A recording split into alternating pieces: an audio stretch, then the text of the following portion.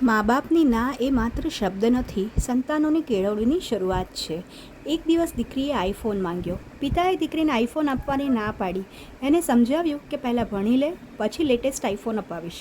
દીકરીને ગુસ્સો આવ્યો. એણે ઘરમાં તોડફોડ કરી. પછી ચાલતા પંખા વચ્ચે હાથ નાખી દીધો. પિતા ગભરાયા. દીકરી હવે એમના કંટ્રોલમાં રહી નથી. એમણે અભયમની હેલ્પલાઇન પર ફોન કર્યો. અભયમના કાઉન્સિલરે દીકરીને સમજાવી ત્યારે દીકરીએ સાફ જવાબ આપી દીધો કે અત્યાર સુધી મારી દરેક માંગણી પૂરી કરાઈ છે, એટલે મને ના સાંભળવાની આદત નથી. અમદાવાદની આ ઘટના દરેક મા બાપે વાંચવી જોઈએ. પેરેન્ટિંગ શીખતા સંતાનોના દોસ્ત બનવાના નાહક પ્રયાસો કરતાં પ્રત્યેક મા બાપે એક વાત સાફ સમજવી પડશે કે ના એ કોઈ શબ્દ નથી, પણ સંતાનોને અપાતી કેળવણી છે, સંતાનોને અપાતા શિક્ષણની શરૂઆત છે.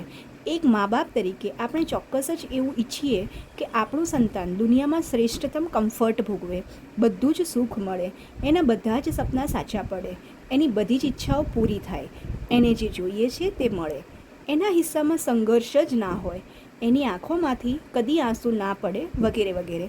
પણ એક મા બાપ તરીકે આપણે એવું પણ સમજવું પડશે કે આપણો દીકરો કે દીકરી જીવનભર માત્ર આપણા સંતાન તરીકે જ નથી રહેવાના, એ કોઈના દોસ્ત બનવાના છે, કોઈના જીવનસાથી બનવાના છે, ક્યાંક નોકરી કે બિઝનેસ કરવાના છે, એક દેશના નાગરિક બનવાના છે.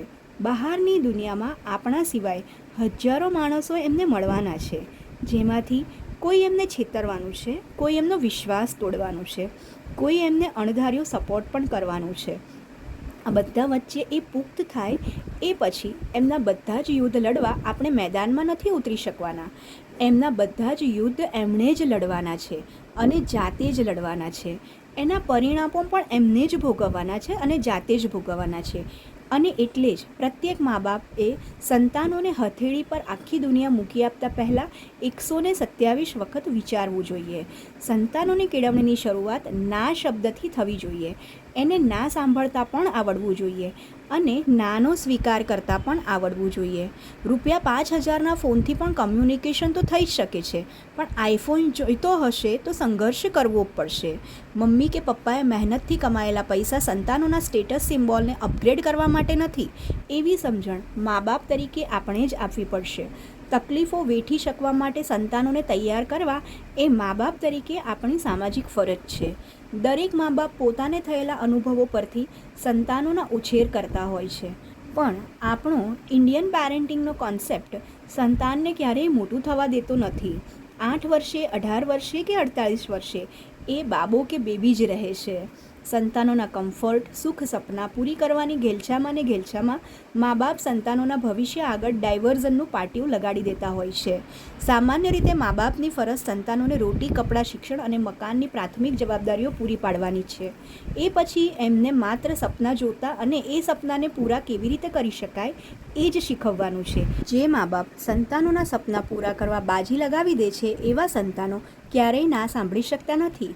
એને મા બાપની આંખોથી સપના જોવાની આદત પડી જાય છે. એવા સંતાનો જાણી જાય છે કે એમની સંઘર્ષ માત્ર 2-4 આંસુઓ પાડવા જેટલો જ છે.